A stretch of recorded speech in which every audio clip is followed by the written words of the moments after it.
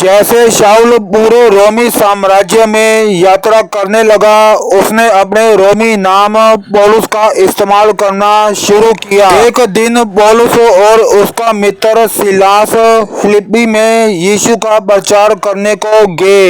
वह वहां एक नदी के किनारे गए जहां लोग प्रार्थना के लिए इकट्ठे होते थे। वहां पर वह लूदिया नामक भक्त स्त्री से मिले जो कि व्यापारी थी।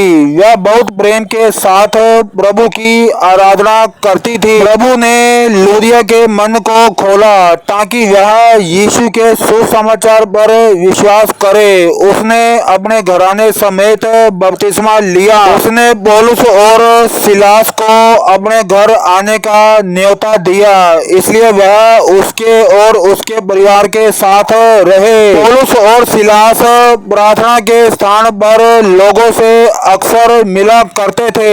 हर दिन जब वह प्रार्थना करने की जगह जाते थे तो एक दासी उनका पीछा करती थी जिसमें भावी कहने वाली दुष्ट आत्मा थी।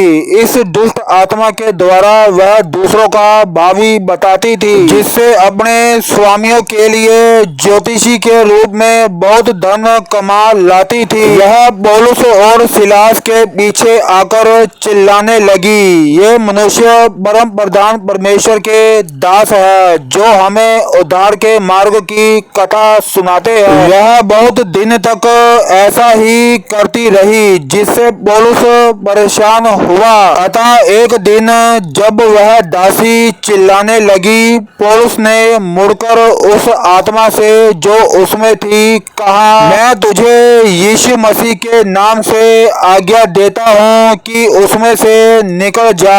उसी घड़ी वह दुष्ट आत्मा उसमें से निकल गई। वह लोग जो उस दासी के स्वामी थे बहुत क्रोधित हुए। उन्हें अनुभव हुआ कि बिना भावी कहने वाली दुष्ट आत्मा के दासी लोगों को उनका भविष्य नहीं बता पाएगी।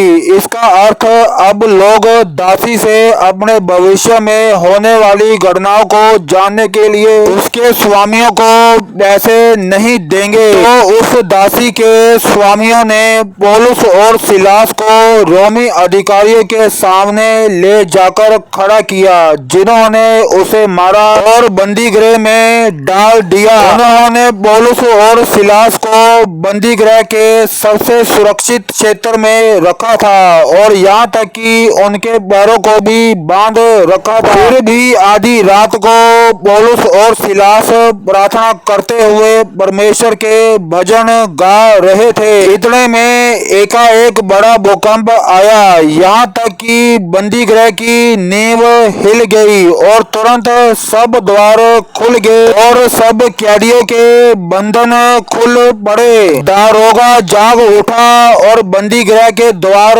खुले देखकर बहुत डर गया। उसने समझा कि कैदी भाग गए हैं और उसने तलवार निकालकर अपने आप को मार डालना चाहा, क्योंकि वह जानता था कि अगर कैदी भाग गए तो रोमी साम्राज्य के अधिकारी उसे मार देंगे। परंतु पौलुस ने उसे रोका और कहा कि अपने आप को कुछ हानि ना पहुंचा, क्योंकि हम सब यही हैं। दारोगा घबरा गया और पौलुस और सिलास के पास आकर पूछा, हे सज्जनों, उद्धार पाने के लिए मैं क्या करूं? पौलुस ने उत्तर दिया, यीशु जो मालिक है उस पर विश्वास करो तो तुम और तुम्हारा परिवार उद्धार पाएगा। फिर दारोगा पौलुस और सिलास को अपने घर ले गया जहां उसने उनके घावों को धोया। पौलुस ने उत्तर दिया कि प्रभु यीशु मसीह पर